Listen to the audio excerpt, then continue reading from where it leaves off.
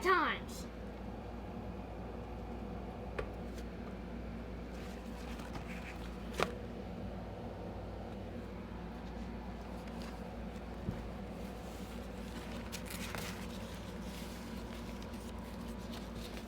We're starting at Nannys Visit at Grandma Richmond's. When I was a little girl, there was no one I liked to visit so well as Grandma Richmond. One summer I had the measles. Mama said I did not get up well. We must send her to Rocky Nook, said Papa. Oh, did I?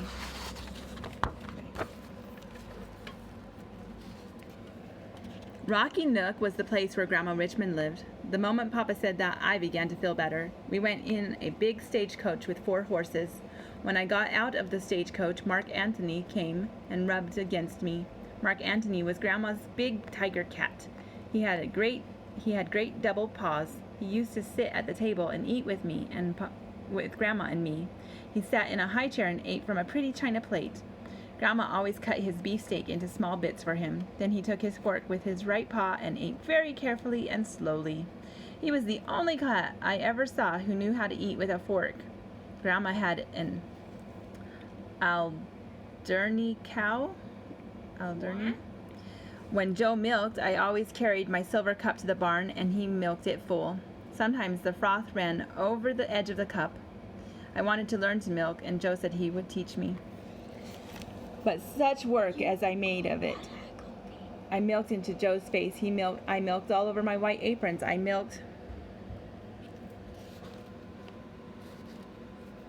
the robin that Mark Antony watched.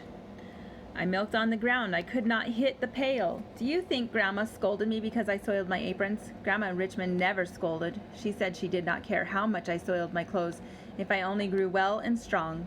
And I did grow well and strong. I grew 10 pounds that very summer.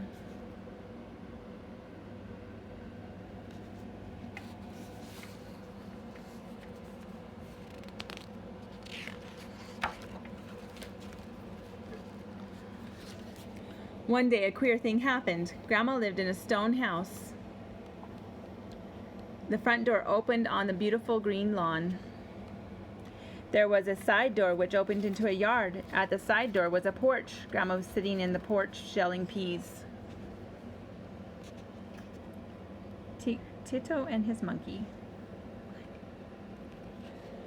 I was playing on the grass with Caesar. Caesar was the dog. Mark Antony was watching a robin. The robin was eating cherries. All at once we heard music. I ran and peeped through the hedge. A little boy was standing at the corner of the house. His clothes were very queer and not very clean. He had a monkey. The boy was playing. The monkey was dancing. Mark Antony never saw a monkey before. He spit awfully. He ran right up to the top of the cherry tree and frightened the robin away. Caesar began to bark. Joe shut him in the wood house. Then Grandma and I went out on the lawn. My little fellow, said Grandma. Who are you and where did you come from? He said his name was Tito. He came to America on a big ship. Then his mother died and there was nobody to take care of him. Some people gave him the monkey and told him he must take care of himself. They told him to play at the doors of houses and ask for money and bread. It is a great pity that such a little boy should wander about without any home, said Grandma. She was talking to Janet. Janet had lived at Rocky Nook with Grandma a great many years. Grandma said she had been wanting a little boy for a long time to do errands and take care of the chickens. And I think I will take care of this one, said Grandma. So Tito came to live with Grandma Richmond. The monkey came too. Uncle Jack is an artist. He paints pictures. He painted a picture of Tito and his monkey just as they looked that day. Is it not a pretty picture? F-A-H.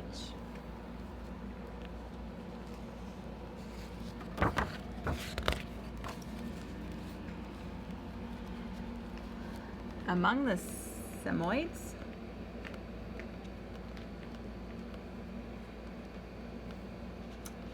Chapter 1. The Little Girl's Dress. That was a hard word. It is pronounced Samoid. Going for a ride. It is the name of a people who live in Russia. They live in the north part of Russia. Their country is a very cold country. It is it is winter almost all the year. They have no beautiful summer like ours. The little girls in the picture are going to have to ride in the sled. See how warmly they are clothed? See the long tunic? It is made with a bright reindeer skin with fur inside. It is prettily trimmed with strips of fur and bright cloth. The flounces on the bottom of the tunic are made sometimes of bear's fur. Sometimes they are made of the fur of a beautiful silver fox. Their boots are made of white fur. These boots are called pimi. They reach above the knee. They too are trimmed with strips of gray and black fur and bits of gray cloth. They wear another pair of fur boots inside of these. Their long fur mittens reach high up on the arm. Their hoods are very warm. These little girls wear their hair braided in 2 braids. Each braid is trimmed with a row of brass buttons. The dress of the boys is like that of the girls. It is not trimmed quite so much. Chapter 2.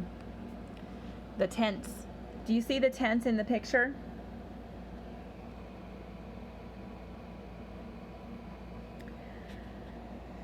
The Samoids lived in tents. The tents are made of birch bark. In winter they are covered with skins. Every crevice of the tent is filled with moss to keep out the cold. The tent is lined with furs. There is no floor, but the moss grows very thickly over the ground. This moss is dry and soft like a carpet. The Samoids spread skins of soft fur on the moss. They sit on these skins. They have no chairs. They sleep on these skins of fur. They have no beds like ours. The babies have cradles lined with furs. So you see the tent is very warm and snug. It is like a big bird's nest. The charcoal fire is in the center of the tent. The smoke goes out through a hole in the top of the tent. The women make the soup in a big copper kettle. Then the family all sit around in the kettle and eat out of it. They eat raw reindeer meat. They eat raw fish. They often have some pretty pets in the tent. One traveler saw 2 little red foxes in a Samoid tent.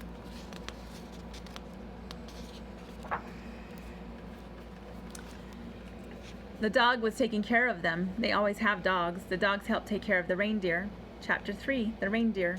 I will tell you the name of one of the little girls in the picture. It is Nantasa.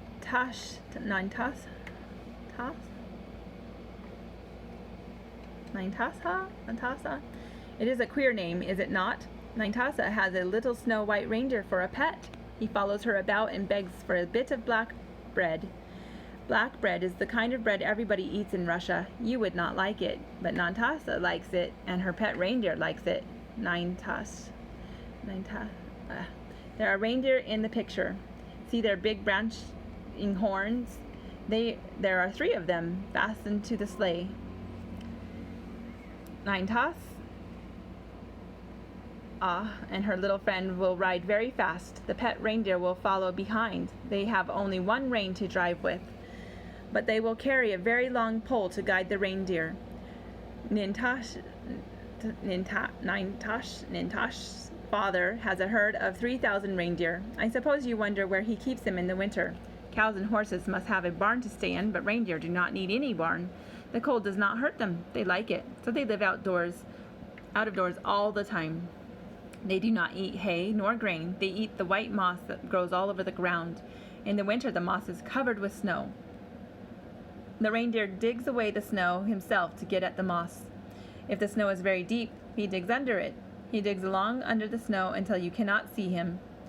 So you see, it is not much work to take care of the reindeer. The reindeer is not very handsome, but he is beautiful. He has beautiful soft eyes. F-A-H. Okay. Next time we will start at Caro's Captain.